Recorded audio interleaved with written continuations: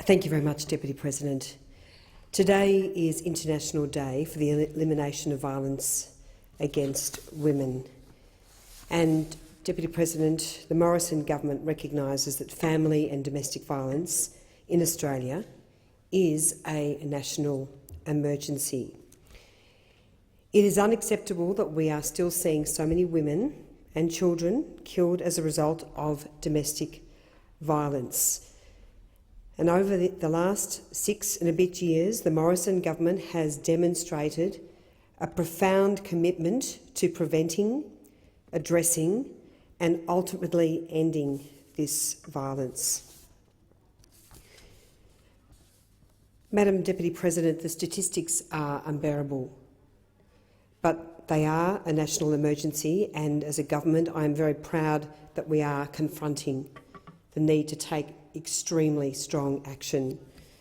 The statistics of one woman on average being killed every week are just abhorrent.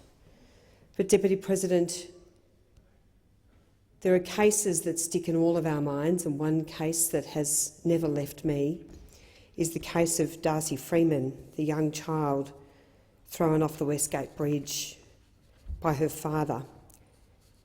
And every time I drive over the Westgate Bridge in Melbourne, I just really hard not to sort of control the emotion and the tears, because that is just one of many dozens and hundreds of horrific cases that have occurred in our nation that should never, ever occur.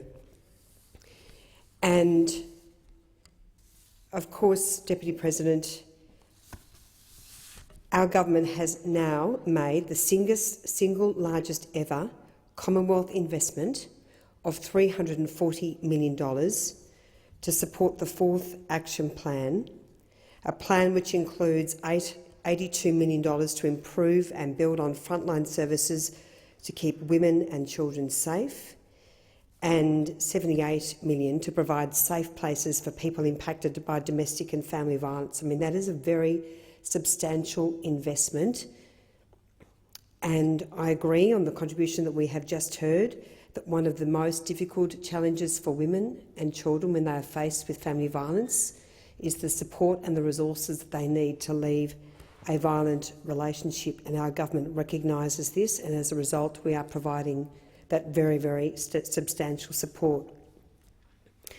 And let us not forget that it is actually the Morrison Liberal government which has passed legislation to provide an entitlement to 5 days unpaid family and domestic violence leave for up to 6 million more employees covered by the Fair Work Act. And this expands upon a decision of the Fair Work Commission made in March 2018, which provided 5 days of unpaid family and domestic violence leave for employees covered by a modern award.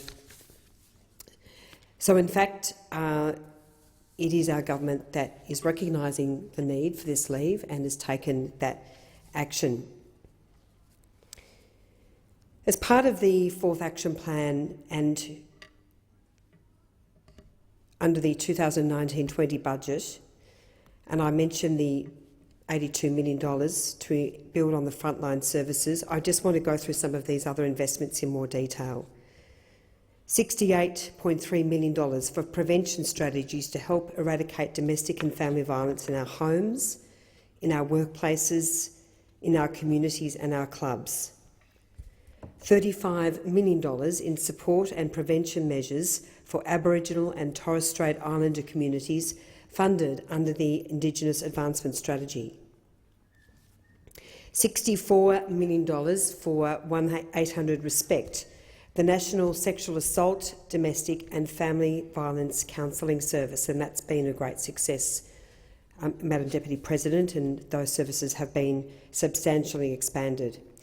$7.8 million for dedicated men's support workers in family advocacy and support services locations to work with male victims and alleged perpetrators of family violence involved in family law matters, and $4.9 million to better support former partners of veterans who are impacted by domestic violence. Madam Deputy President, I was very proud to lead an inquiry a number of years ago when I was the member for Corangamite as the chair of the Social Policy and Legal Affairs Committee into family violence law reform, and we made a number of very important recommendations, including in relation to substantial changes that should be made to the family law system, and I'm pleased that some of those changes have been implemented by our government, including a prohibition on perpetrators of family violence in relation to the cross-examination of their alleged victims in family law proceedings. That's a substantial step forward, and it's one of the very many measures that have been introduced recently by our government, recognising that even the family law system itself, Madam Deputy President, imposes enormous strains and difficulties on those who are confronted with family violence. Madam Deputy President, on the 9th of August 2019, the Council of Australian Governments endorsed the 4th Action Plan, agreeing on 5 national priorities to reduce family, domestic and sexual violence. The 4th Action Plan outlines priority areas for targeting action and investment across the Commonwealth, states and territories to address violence against women.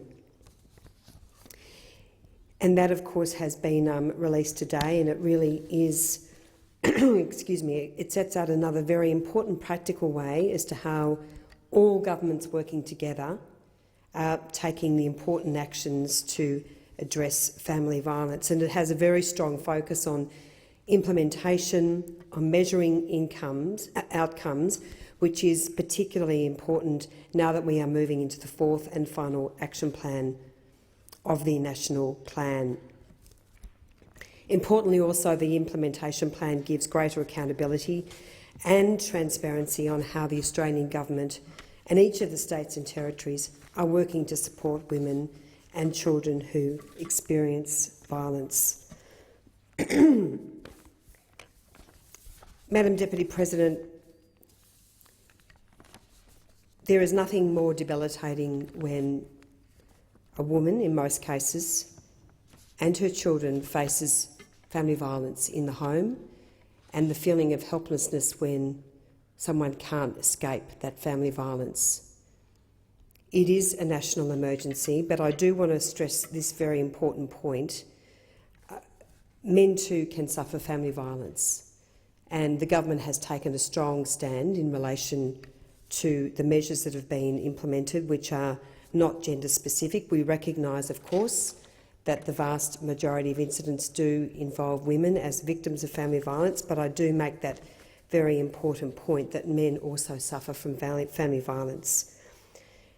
And there's no doubt that the economic restraints on people who want to leave a violent relationship is very, very significant. And even in the context of the family law system, trying to escape the hideous situation in which they find themselves, and even trying to get some sort of economic justice, trying to access financial information, trying to give themselves some sort of economic freedom under these circumstances is very, very important. And on that note, of course, I do recognise the very substantial work that was done by the Victorian government, and of course much of it as a result of the Royal Commission into Family Violence, and there's also a very substantial amount of investment occurring in Victoria. So, to those who are suffering family violence, there is help out there. There is support. There is very, very substantial investment. And obviously for those who are faced in that very, very difficult situation, the most important message is to seek that help early. But as I say, Deputy President, I'm very proud to be part of a government which has made such an enormous and substantial investment in combating family violence in this nation, but there is no doubt that there is more work to be done because this is a national emergency that must come to an end. Thank you.